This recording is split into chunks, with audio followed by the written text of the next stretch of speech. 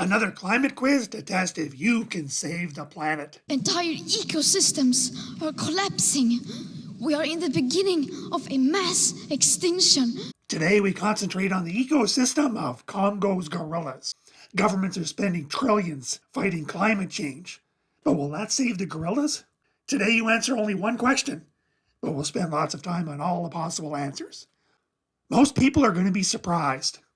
The question is this: what would be an awesome way for humans to help ensure the survival of the gorillas of Congo?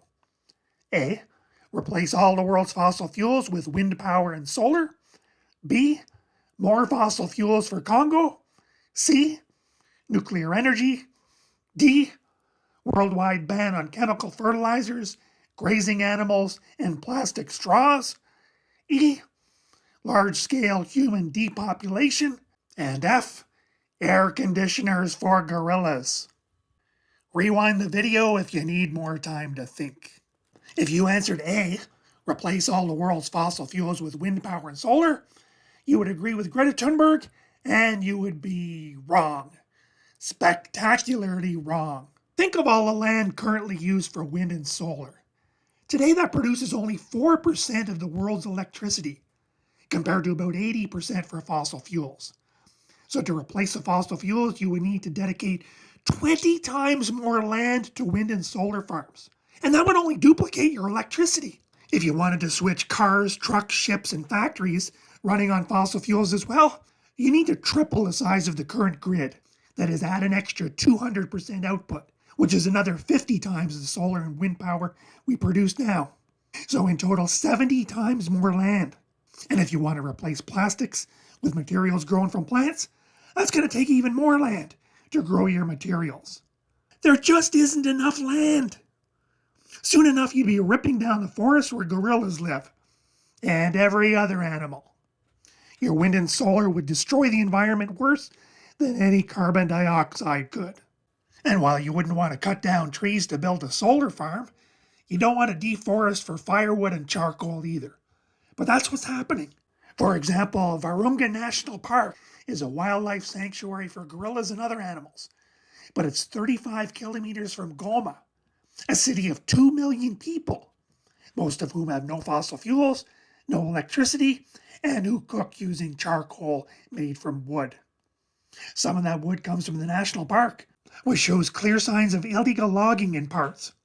And criminals in the charcoal business have murdered and kidnapped park rangers, and they've even murdered gorillas to intimidate park officials who oppose them. So choice B, more fossil fuels for Congo, would be an awesome way to help the gorillas. If people could cook with liquefied petroleum gas, something like propane, or even electricity from a coal-fired plant, they wouldn't need to chop down the trees. That would be better for the forest, the environment, and the gorillas. What about climate change from fossil fuels? Well, even the IPCC says the issue for the animals is habitat, not climate change. As we saw from an earlier climate quiz, ice core samples have shown that the Earth was warmer thousands of years ago, and the gorillas survived. Greta's talk about extinctions and collapsing ecosystems is complete crap. And NASA reports that the extra CO2 in the atmosphere is greening the planet so much they could see it from outer space. Fossil fuels could also power tractors and other farm equipment, which would allow the country to produce more food with less land and less people. And that would allow people to move to the cities, freeing up more land that could be dedicated to animal conservation and reforestation. Fossil fuels power factories, providing jobs, so people can leave their small-time farms near the prime animal habitat. Option C, nuclear energy, could also benefit for much the same reasons.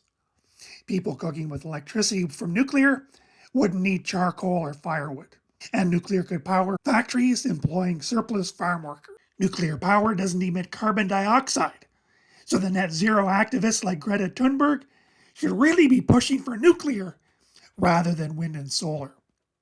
The whole gorilla question comes down to this chart on energy density. In terms of watts per square meter, fossil fuels top the list, requiring less land to generate power. Wood is pathetically low in comparison, so you understand that you need a lot of deforestation to get the same amount of energy. Sure, you could chop down the forest and it could grow back in 30 years, but where do the gorillas go in that time? And although nuclear isn't as productive as fossil fuels for land use, it's hundreds of times better than wind. And what about D, worldwide ban on chemical fertilizers, grazing animals, and plastic straws? Well, more fertilizer for Congo would allow the people to produce more food on less land, freeing up more land for reforestation and animal habitat. Western governments, particularly in the European Union, have proposals to limit fertilizers for their net zero goals. But it's plain stupid. If your fields without fertilizer are half as productive, you have to rip down forests somewhere else to make up the difference. And you'll have to run twice as many tractors to get the same amount of food. Lots of people want you to believe that cows are destroying the planet. Ridiculous! They eat grass, which grows by photosynthesis, sucking carbon out of the air. Cows don't create carbon, they recycle it. Ban livestock in Africa, and more people will hunt wild animals for meat. Not good! And does anyone seriously think plastic straws have any influence on the climate? But you have to cut down trees to make paper straws. Option E, large-scale human depopulation. That's demented. The question reads, what would be an awesome way to help the gorillas? That's not awesome. It's hateful, anti-human. Yet there are plenty of climate activists who are obsessed with population. Bill Gates was spending billions promoting abortion and birth control in Africa, long before he joined the net zero bandwagon. Speakers at the World Economic Forum often speak of lowering the world's population by billions. And EU policies are aimed at cutting food production, supposedly to cut emissions. But less food ultimately leads to less people. There's an underlying racism to the whole movement. Rich Westerners who fly private jets want to control Africans, the size of their families, what kind of energy they use, how many cows they could own. The people with the lowest carbon footprint are expected to make sacrifices to appease the rich. Ultimately, if you think about all the youth that everybody's mentioned here in Africa, if everybody's raising living standards to the point where everybody's got a car and everybody's got air conditioning and everybody's got a big house, well, the planet will boil over. Says the guy who owns 4 multi-million-dollar mansions, including this 28-acre estate that's powered by 2,500 liters of propane. And finally F, air conditioners for gorillas. Looks like a joke answer, but look at the question again. What would be an awesome way to help? You have to admit, air conditioners for gorillas would be awesome. So a perfect score is 3 points.